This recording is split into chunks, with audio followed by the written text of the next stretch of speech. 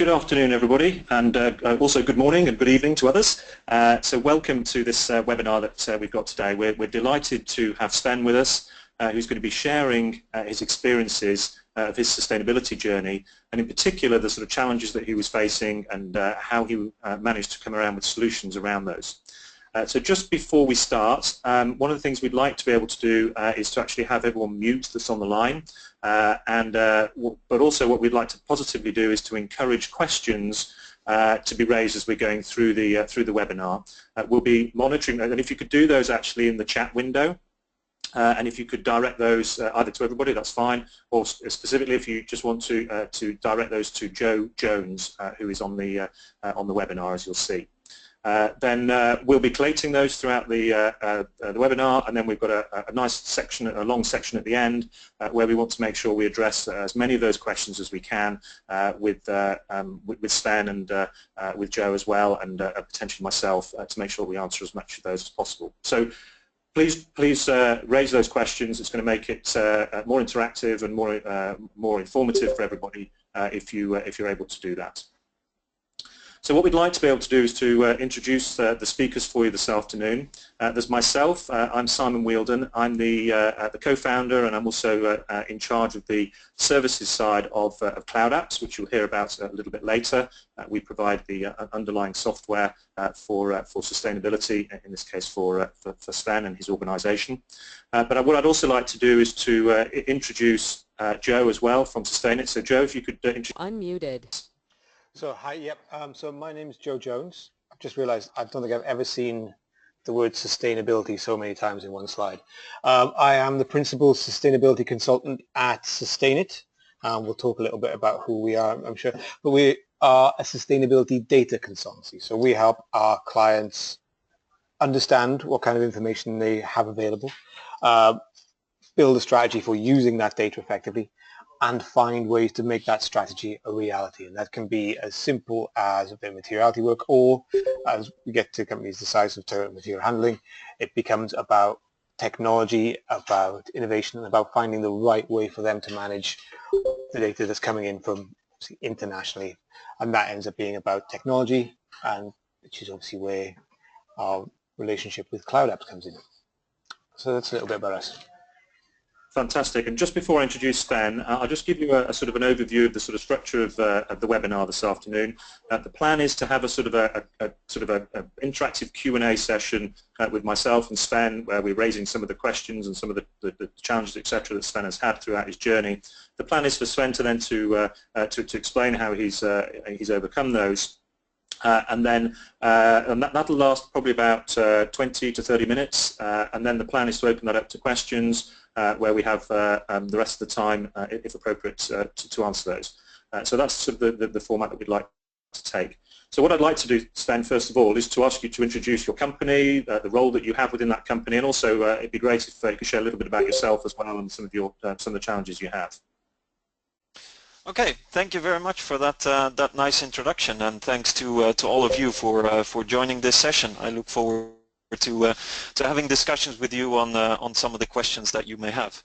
But just to introduce my company to start off with, so I work for Toyota Material Handling Europe, and what we produce is a wide range of material handling solutions and products. So this is different to the Toyota Motors company that a lot of you might will have heard of. So this is what we produce, selling it globally, and I'm also happy to say that we are the #1 in the world when it comes to size of material handling. Then a few more statistics. On the next slide, what you can see here is in total we have around 52,000 employees in different divisions where material handling is one, and yeah, producing you know, more than 200,000 units, so quite a lot on a global scale. Specifically, when we look at Europe, then I'm happy to say as well that 90% of the products that we produce and sell are actually manufactured in Europe. So we have indeed still very much a local focus when it comes to our European market. So on top of the factories you can see listed here, where we have one in Sweden, in France, and two in Italy, we also have sales and service operations in almost all of the European countries, where we have more than 3,500 service engineers that are driving their cars every day to do the maintenance at our customer sites. So bringing the total of our European organization to close to 10,000 employees. So just to give you a scope of which area I am covering. Then a little bit about myself. So I'm a project manager sustainable development. What does this actually mean? Well, I am managing and coordinating the environmental and safety agenda for our company in Europe. We are a relatively small central team with just 2 people sitting in the central office. We are therefore supported by a lot of the local sustainability champions, as we call them. So these are people allocated in our factories and our local sales and service organizations with whom I am coordinating when it comes to the environmental or safety related topics. I'm as well managing the sustainability data gathering process, so this includes gathering the energy data, the environmental data, as well as the health and safety performance of of our different entities for our own internal management, but also to be able to disclose this to our customers and in our sustainability report. Last but not least, it's also my role is in coordinating with and supporting customers that have sustainability high on their agenda and seeing how we can support them in meeting their sustainability ambitions. So that's about myself. Great, thank you very much, Sven. That paints a good picture of the organisation, the challenge, the sort of scope of the organisation, and the scope of what you're trying to achieve from a sustainability perspective. And with the title of the seminar or the webinar being around the challenges and how you overcome them, I think it's probably a good place to start would be with those challenges. So, are you able to share what those main challenges were, and then we'll address how we've come around putting solutions together for those. Okay, yes, no problem. I think one of the big drivers in this area that I'm sure a lot of you out there will recognize is that over the past year there has been more and more pressure coming from EU or national legislation when it comes to the management or coordination or transparency of certain environmental or safety related topics. Just to name one example has been the Energy Efficiency Directive. This is a directive that came just in, was just coming into place last year, making it mandatory for larger organizations to do a mandatory energy audit of their facilities. So this, of course, has a big impact on our organizations, as a lot of our entities actually fell under this legislation. So this meant that we had to we've been coordinating, a lot of different audits around Europe, and this has been, one of the projects that we were running last year.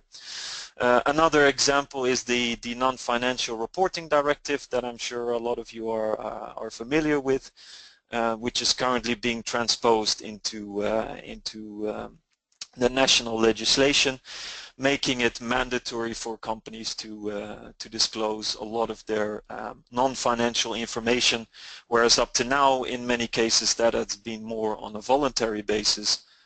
That will no longer be the case in the future. So this has been a strong driver as well for us in this field. On the other hand, we have more and more customer demands. Here, when I'm talking about customers, some of our customers are really sustainability leaders. To name some example of companies that all of you have heard of is DHL, Unilever, Heineken. These are companies which have quite ambitious sustainability targets, and they also expect their suppliers to, in this case, to support them in meeting those ambitions, and they want to make sure that the suppliers they cooperate with are really, are really responsible companies to do business with. Another area is where we have our own internal ambitions. We have, our own targets from a Toyota side that we would like to achieve.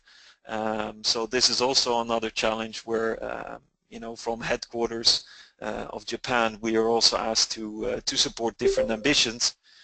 Where on the right here you can just see one example of how we're asked to contribute to different environmental areas in our organization as well. And all in all, this should be achieved with limited resources. I think it wouldn't be a problem for us to tackle all these challenges if we would have unlimited resources and a large team of people to work on this. But of course, like any organization, we have fixed budgets and fixed resources. So so that was another major challenge that we had to see how we could facilitate all these targets and ambitions with the limited resources that we had. So it sounds like you're facing the same challenge that a lot of people out there, and I'm sure a lot of people on the call will relate to, which is that there's all this external change that's happening that you have to sort of keep yourself up to date with and adhere to, etc. But then also your own organisation has got lots of change going on, restructuring, the way they want to produce the reports, etc. And the combination of that and the same challenge that all business has, which is that they have to solve this problem with a set resource. So you've talked about some of those ambitious goals that you've got and how you've been altering those. So this is sort of the internal challenge that you've got. So can you share how these have kind of changed from what you were looking at historically? Yeah, sure, no problem. I think one of the things how it is different if I'm looking back 10 to 20 years in our organization. I think a lot of these topics we were already active on, so it's not to say that only 5 years ago did we start looking at environmental data of our organization. Of course we have been active on this since a long time, but this was very much coordinated on the local level. So the responsibility was always in our factories to manage these topics with limited coordination back to headquarters. If we then see that the customers and the additional demands that I just clarified to you, they were really challenging us on this historic approach, because we needed centrally to have a lot more information in order to show that transparency to those customers. So although we were managing the topics on a local level, we needed to have a slightly different approach to it. We had the ambition of publishing our first sustainability report in Europe in 2013, and I know some of you might be thinking, well, this we had sustainability reports available much before that. But keeping in mind that the material handling industry is quite traditional in this sense, and quite different than a lot of other industries out there, really focused on manufacturing. When we brought out our first report in 2013, we were actually the first company in the material handling industry to disclose information on such levels. So just to show you of actually where the maturity of our industry was in this. So we had some things in place historically, but in order to to meet those goals that we've set out for ourselves, we really had to look at setting up additional guidelines, in the organization of ours, 10,000 people in Europe. It needs to be clear for everyone what they need to do. As well, we needed to allocate dedicated people to manage these topics in order to extend, the reporting across the organization, covering more than 30 different entities of ours just in Europe alone. So it required quite a change, let's say, in how we were managing this topic compared to historically. Yeah, and you were obviously being very innovative and trailblazing in your industry as well. So were you, did you actually start with a kind of a blank piece of paper with this, or were you already doing something in this particular space? Yeah, so I think although I'm like I said, the material handling industry is quite quite traditional and different to a lot of other industries. Toyota has always been in the lead in this area, where we already published our first environmental report in 1994. So just to show that actually a lot of the topics were already existing in the organization since quite a long time. So then, actually, when we then went for the sustainability report in Europe in 2013, we could actually build on some of the foundation that was already there. And then actually, now happy to say that since 2013, we also last year published our second sustainability report. So I think it was part of an evolution, I think, and moving step by step and maturing in the organization allowed us to slowly evolve in this, and definitely meant that we didn't have to start from a blank piece of paper. So we had some things already in place historically, and one other thing that really helped us a lot is that when looking at our factories, they already had ISO 9000, ISO 14000, OSHA's 18000 in place. So they already had a lot of the management of topics according to perhaps a slightly different methodology. But at least the people were very much already allocated to coordinate on the different topics. So actually, we could build further on that. But of course, as we had the ambition to publish a GRI report, and we wanted to do this in line with GRI, it meant that we had to adapt a lot of these procedures to to make it that it was in line with the global reporting framework, because it's not just a framework to publish a report on, but of course you need to be able to embed this reporting procedure in the organization.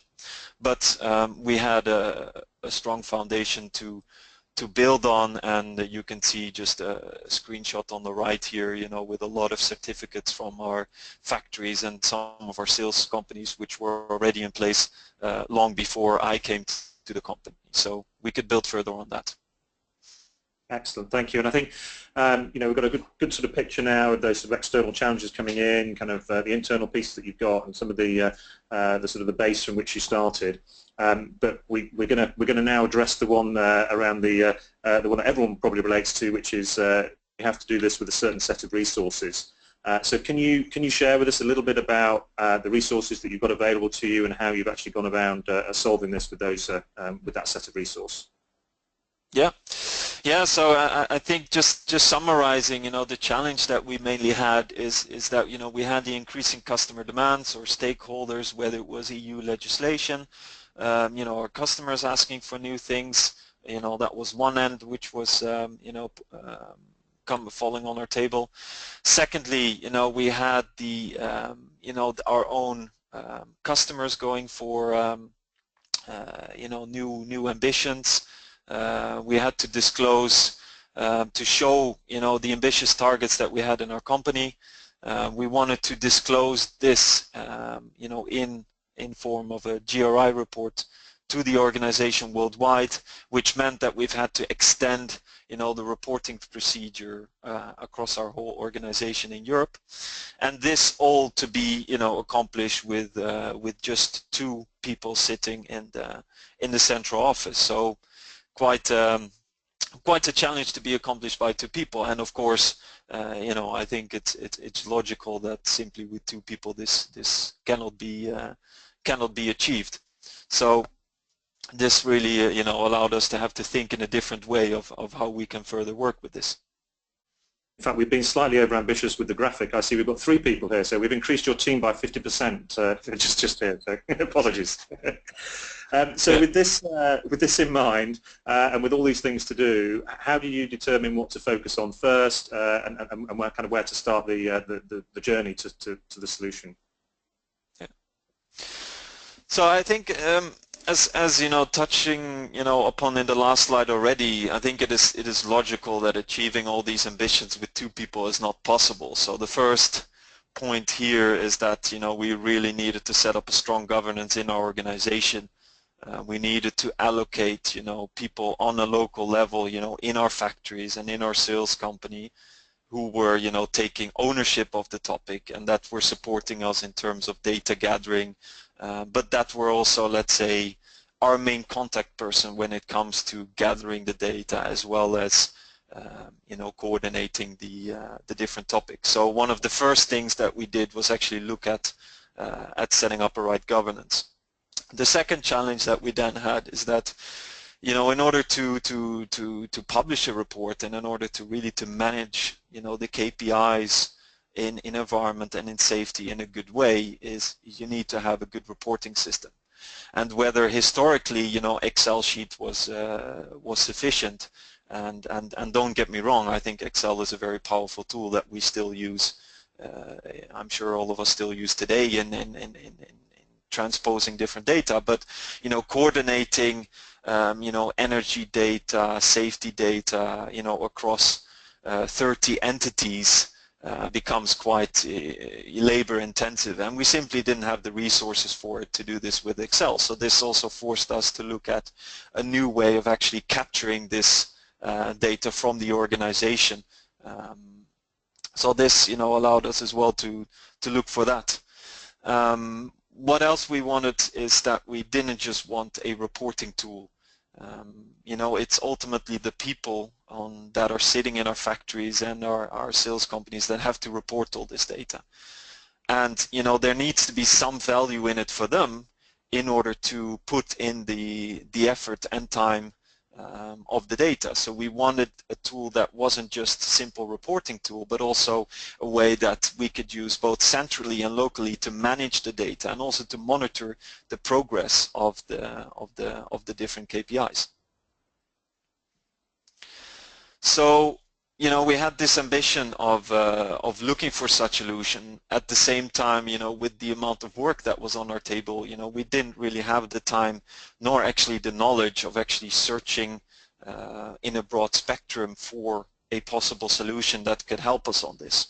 So this was another ambition, but at the same time, we wanted to turn to somebody that could support us here, not to reinvent the wheel ourselves. Great, thank you. And I think you're just about to share with us as well the sort of the structure that you put in place around all that governance. I think people will be particularly interested in how you're leveraging the rest of the organisation to help and support this. So I think you're just going to walk through that for us. Exactly. So I think to clarify a bit more on the governance in our organisation and how we're set up, what we did is that we allocated sustainability champions, as we call them, on a local level. So these were people that were working in our factories or in our sales companies that were our main contact person, that were in charge of coordinating the different topics. Of course, they might have been supported by HR colleagues or different colleagues to collect, let's say, the data in the organization, but at least they served as the main contact person and also had the ownership of making sure that the data was collected, as well as making sure that they were contributing to the targets that we set out when it came to the improvement. So we had these people on a local level, but it becomes quite difficult for us to coordinate with 30 people at the same time. So what we did is we allocated a regional champion, so one person being in charge of a specific region, who is focused as a window person for us. So we scheduled monthly meetings with them to coordinate the different topics, and they were then cascading that information down to their region, as well as raising certain concerns that the people might have had on the local level. But this at least meant that we could coordinate more easily with the regional champions. The regional champions then reported on the KPIs on a quarterly basis to the regional VPs that were responsible for each of the regions in Europe. So that meant that we could, again, discuss the the day-to-day, or let's say the main KPIs, in that forum, and actually leaving a strategy work group to sit on top of that to coordinate the main sustainability agenda. Why did we allocate a strategy work group? Well, this was because sustainability often requires a lot of coordination with different departments. It's such a wide topic. Just one example is when it comes to us developing new energy efficient products. We need to have close cooperation with our project management team in order to make sure that they take this into the life cycle of developing new products and solutions. At the same time, publishing a sustainability report means you need to coordinate with your marketing teams to make sure that you're engaging the right audiences and right communication channels to communicate with. So in order to steer the agenda for our sustainability work, we had a strategy work group, as we call it, consisting of directors working in the different functions as mentioned here.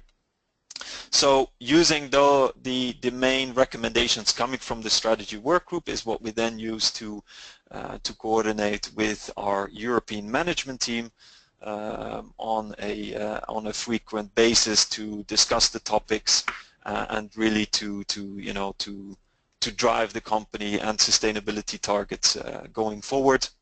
And then actually our involvement, so where I'm sitting from the Central Sustainable Development Department, was actually coordinating all the work through this governance structure that we set up. So this is, I think, as far as the governance, and hopefully it paints a bit of a clearer picture for how we set up in our company with only limited people centrally, but still being able to coordinate through a company of close to 9,000 employees in Europe alone. So this was the first challenge, and maybe now then I can explain a little bit more on how we tackled the second main challenge of actually finding a possible solution that can help us to gather all this data. As I explained, Excel was not really the right way for us to go to proceed with going forward.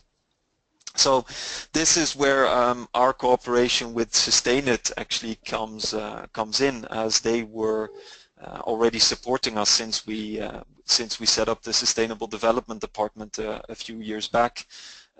They helped us in doing some of the data crunching for our first sustainability report. So it was quite easy for us to turn to them, in the sense that they already were familiar with our organization, they knew how we were set up, and they were familiar with some of the challenges as well as some of the ambitions that we've had. So we have Joe with us on the calls, so maybe Joe, you can probably explain much better than me on how you supported us in this process. Well, certainly, thanks, Sven. For us, finding the right, not just technical, but also cultural fit for our clients when they come to us and say they want to look at a technology solution in terms of sustainability data is really about understanding, and it's about understanding the kind of data that they're using, which obviously for us with Toyota Material Handling, we'd spent the time, as Sven says, crunching numbers, helping them set out what kind of data was in reach, so we knew that already quite well. We were also able to talk about aspiration and about where Sven and the rest of the team, seems a bit grand when there's two of them, but where they wanted to take their sustainability data, what ambitions they had in terms of being able to collect data, in terms of being able to report it, and being able to use the data beyond reporting. I think this goes to, one of the great strengths of any kind of technology solution. It really changes data from being a single direction to being a conversational, and you're able to provide data back to remote markets, to remote facilities, so they understand where they sit within the global sustainability data landscape, and I think that's really powerful. In terms of the specifics of what we did with Sven and with Toyota, it was about just these things. We helped them understand what they wanted to do. We helped them understand what they wanted to be able to do in the future. And then we were able to go out to market. We're independent. We've been independent since we started, which is 9 years ago now. And we've got technical partnerships with quite a few of the software houses. So guys like CloudApps and with, to be honest, some of their competitors as well. And we are able to help them find the right fit through that. We don't have any kind of stake in the final selection beyond, so we want to help our clients make the right choice. And so when we come back to them with a list of possible vendors, we know and they know that that list is robust and isn't just, these are the ones that are probably at the top of the industry. These are the ones that actually match their specific requirements and their specific ambitions and their specific structure. I think one of the great strengths of the sustainability market is how much software is incredibly configurable. And I think that's an important word, and I'm sure Simon will agree with me. Configurable rather than customized is an important distinction. I think if you can get a system that can be set up using configuration rules, using the structure that is in the system to match your needs, then you're a lot better off than having a system that is put in and is then customized by a developer to match it. I think it's the difference between finding the square peg and just hammering any shape in on the assumption that sooner or later it will fit properly. If you find the square peg for the square hole, you get a much better fit, and it's a system that is much easier to live with as you go on. And that's really what we sought to do, and I think that's what we've done very well with CloudApps and Toyota, as evidenced by the fact we're all here talking about it today. How does that sound, Sven? Yeah, I couldn't have explained it better. So thank you very much. I think that that highlights some of the reasons of actually why we turn to you to support us on this, and I'm happy to look back actually on quite a smooth process. So you know, needless to say, the best solution that came out of this was actually you know, CloudApps. You know, one of the main reasons why we thought they were the best fit for us at the moment is they you know, they really used a lot of the latest available capabilities on the internet. It was not a sophisticated solution that you need to install. You know, it's web-based, at the same time using still quite powerful solutions that allow you to see the data in different ways, and allows you to report. Secondly, what was also quite powerful is that it wasn't just a strong reporting tool, but it also allowed us, in order to manage our KPIs and to see the performance, you know, after data has been put in dashboards and other reports that we've created, which actually made it quite livable, and also for the local users quite important that they were not just sending, you know, information to headquarters, but, you know, really allowing a tool for them also to manage the KPIs on a local level. So not just a simple reporting tool, at the same time it should be very easy to input the data, and this was also quite important for us, that you know, there's many solutions, powerful solutions that exist out there, but some of them are quite complicated and really require lots of training or user manuals to refer to in order to understand how you should report or how you should manage certain data. And this is something really we didn't want to have in our company, because a lot of our you know, a lot of the sustainability champions that we have that are coordinating the topic have many other responsibilities as well. So, you know, they don't have the time to spend to go on you know, days of training in order to understand the solution. So it should be simple, and this was something that CloudApps was able to offer, where just via, you know, a link in an email, they could directly get access to the forms to complete the data. And really, you know, without actually having been trained in detail on the system, you know, just, you know, without they could directly go in and input the data. and really in that way making it easy not only to report but also through dashboards to find the data, to see the progress, and really allowing us as well to act in case we see trends are going in the wrong direction. So really a proactive way, and that's really what I think made CloudApps, and actually made CloudApps the strong solution we have today, and already one thing that one of the reasons why we chose their solution to go with. So some additional benefits then that I think are also quite powerful is when it comes to the audit trails. I think now with the new legislation, and I'm sure a lot of you out there will be familiar, is that the auditability of data becomes more important. You need to be able to show where is data coming from, how is it being progressed, how is it being managed, and this was quite powerful and becomes very difficult with Excel. If you've sent the file to different people, you might have over time have corrected some data, then it becomes quite difficult to go back or to remember who changed what, and in the system this is all monitored, allowing us not only to see who changed the data when and where, but also in a case that somebody has left the company, or in case something is reported wrong, it allows us to go back to previous versions. So quite a powerful thing. Additionally, this might sound quite straightforward, but from an administration point of view, this helps us a lot, is in terms of when it is time to report data, the system automatically sends out emails or reminders close to the deadline, and really taking away this administration of actually having to go and do this manually yourself, or checking in the system who hasn't reported. So this is all managed by themselves. So this really allowed us to still keep the central control.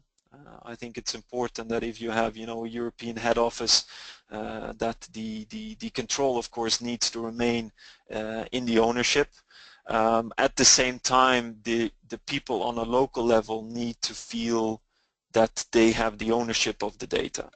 So we kept we embedded an approval process which was linked to our governance structure. So again, I'm not going to get too technical here, but it just meant that before data, let's say if the energy data was provided on a local level, it wasn't simply processed into the system and displayed on the dashboard. It first needed to be approved by the local sustainability champion, which meant that up to that point they actually were able to change data without actually having to worry that centrally I'm chasing them, or I'm seeing that data is not entered correctly. So this allowed them to keep the ownership of the data on a local level, and as well had the benefit of having the 4I principle, where actually before data is actually processed, you at least have two people looking at the data, which allowed us to filter out a lot of mistakes or wrong reporting as accidents, or wrong data can always report for misunderstanding. So that was as well quite powerful. As well, the dashboards, what was quite useful with that is that during the year when data was being processed in the system, it allowed us to see the progress. So if we could see that over a few quarters the energy consumption had been gradually increasing, it allows us to act quickly and not just have to wait until the end of the year when we've consolidated all the data then to find out that we hadn't met the target. So this allowed us to be proactive by just the numbers directly being visible on the dashboard, and not just looking at numbers itself when it becomes a bit more difficult to see different trends. So again, just some additional things which were quite powerful with the CloudApps solution. Great, thank you, Sven. And I think we'll all agree that sustainability is a journey, not a destination. So you've been making some fantastic inroads into the solutions you've been putting in place with all the help from internal support and the stakeholders, etc. but it'd be also interesting to know kind of what's next for you and what are the plans for the future. Okay. Yeah, like I said, I think we're looking back in the last 3 years, 3 to 4 years. I think we can be quite proud of what we managed to achieve and how far we've come already. So I'm quite happy with that. Of course, that being said, there's always things we can improve. You know, there's always you know, new developments in the area. So of course, we also have continuous targets going forward and areas where we'd like to further improve, whether it is our own operations or how we work with customers. There's always things we can do better. So you know, just to name you some of those focus areas for us in the coming year or so is one specifically then more on the CloudApps solution, is where we are looking at how to implement the new scope 2, so the greenhouse gas reporting. So this is, you know, related to how your companies are reporting and disclosing certain scope 2 emissions, whether it is based on market emissions or different standards. So here, you know, we're trying to see how we can best adapt this to our organization with support of the CloudApps tool. We as well at the moment are already using, of course, a lot of the data we are getting from the system to monitor our progress and to see how we are performing in line with our targets. But CloudApps is also it also offers a lot more capabilities in terms of the system of how to manage, you know, the targets in the system alone. So this is as well something where we will be looking into how to further utilize the capabilities of the solution for our organization. As well, you know, we have now been live with the system for about 2 years. So in the meantime, you know, most of our users are familiar with it, know how to work with it. But of course, there's always organizational changes. People move on to other departments, new people come in. So, you know, we need to make sure that we have, you know, the right instruction manuals. I don't mean just more documentation, because nobody's going to read a 50-page manual, but at least, you know, webinars, instruction manuals, recordings of how people can use the system to not only to report but also to manage the environmental and safety topics on a local level. So we will be looking into to creating some more manuals here. On top of that, you know, there's always further fine-tunings we can do. You know, internally we're always trying to improve on how we're working with the topics, how we are coordinating them in the organization. So fine-tuning that and making also use of the latest developments. You know, technology area is always evolving faster than most other industries. So here it's as well trying to see how we can use the latest developments that are available to utilize them as well to manage the topics in our company. So just a few topics that are on our agenda in the coming years, specifically on these topics. Thank you very much, Sven, and I think you've really painted a picture there how you've had this challenge, and then you've really looked at the people, the process, and the technology in order to solve that. And I'm sure that people on the line, in fact, a number of questions are being raised. So what I'd like to do, if you're all right with that, Sven, is to open up or pass over to Joe, who's been collecting these questions, and he's going to put those to you or to me or to Joe for a few answers. So are you okay for that? Yeah, looking forward to the questions. Yes. Great. So Joe, if you could post some questions, that'd be great. All right, let's see what we can do. Very quickly, I think there's just because I think it's worth doing a little bit of housekeeping. A couple of people have asked.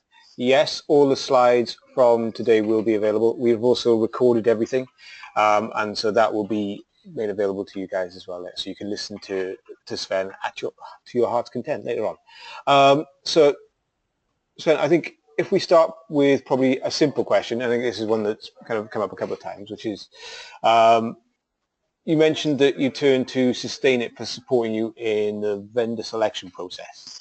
Well, that's us. Can you tell us a bit more about how you were able to outsource such an important part of the process?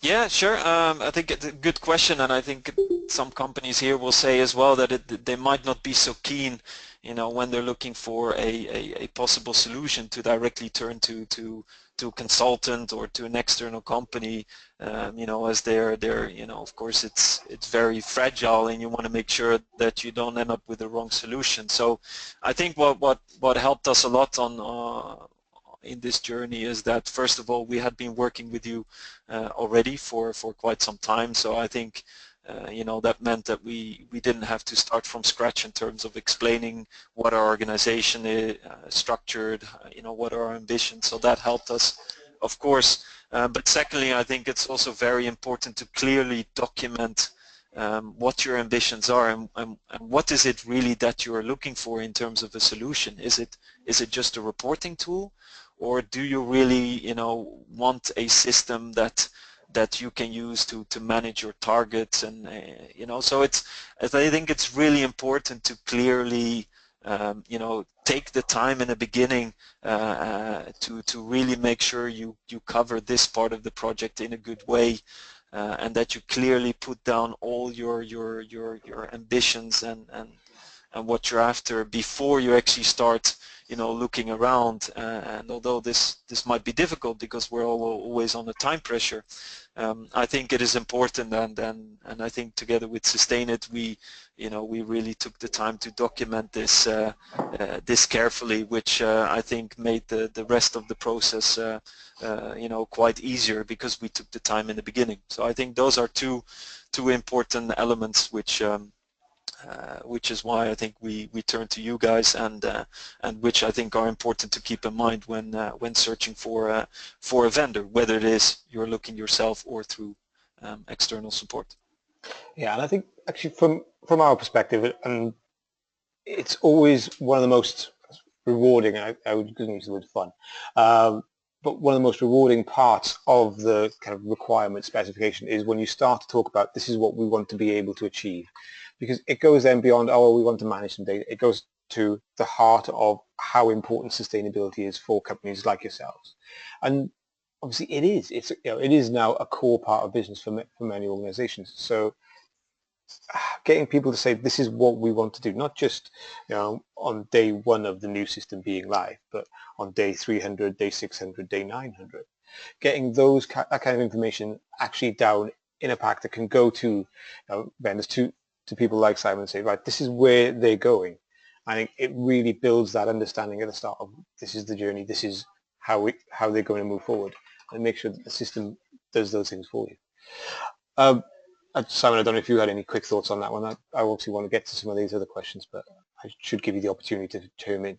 I guess. I'm happy to crack on with some more questions. All right. Well, too, as you've been so quiet, we'll ask you one. We've heard about the Toyota journey, which is very interesting. But from a vendor point of view, were their requirements significantly different to those of your other customers? Or, to put it another way, was Toyota asking for a unique solution, or were their demands similar to what you are expected to provide from other customers? So I think the interesting thing in the area of sustainability is that it's not quite as fixed as, for example, the accountancy world, where there is a fixed set of rules by which you have to deliver things. So there are obviously rules and boundaries, etc. You have to do that. So with that in mind, what's actually important is that the system has to be flexible in order to be able to deliver that. And so whilst the solution we have and the requirements that Sven had were very similar to a number of organisations, there's obviously some certain differentiators that Sven and his team wanted to to deliver on, and having the flexibility allowed us to be able to address those. So we see a lot of common requirements that come out, but also we're able to sort of accommodate those specific requirements to differentiate them from their competitors and in their industry as well. There we go. Thank you very much. So we've had a couple of questions about GRI, Sven. So if you don't mind, I'm going to throw a couple of these at you at the same time. So the first question was, what was the main criteria to pick GRI in lieu of other standards? And then the other one is asking about, is this the final report we are talking about? I'm not going to read out a URL, but does it meet all requirements from GRI, or simply using GRI as a help? How's that? Okay, yeah, good questions. I think for us, I mean, yeah, I mean, like you were, the question is coming from, there's different, methodologies existing out there, whether, you want to follow ISO 26000 or GRI or many other ones. I think what was one of the key driver for us is that a lot of our customers were publishing GRI reports, and for them, for a benchmarking purpose, it was, it would be quite valuable if we could show our transparency in line with the same reporting mechanisms or same indicators. So that together with actually analyzing different methodologies, we decided that GRI was the best fit for our organization. So that, to answer the first question, then secondly, yes, we did use GRI as a fixed methodology. Not just for help, both in our first report in the 2013 as well as the 2015 report with the link you just sent through. We used the GRI 3.1 guidelines. This was also what was audited by PwC in the report, so we really used the GRI guidelines, and this is also what was audited on. So we really we use them not only as help, so to say. Yeah. Hopefully that answers the question. I think so. From our perspective, and I think this is one of those areas, because we help so many of our clients with different reporting requirements. There are now so many frameworks, and it's not just GRI, but you've got obviously SASB and Dow Jones Sustainability Index, and there's FTSE for Good in the UK, and there's an awful lot out there in terms of demands for data. I think one of the great things that a good system provides you is the ability to slice data in different ways. The vast majority of these frameworks will ask for broadly similar data, but it will be framed or have different parameters to it. And so finding the framework that works for you is very important.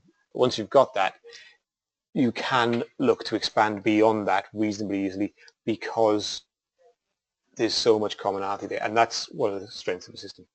Okay, there we go. That was my thought on that one. So this is a nice one that gets into the kind of the nitty-gritty of how a system works on this.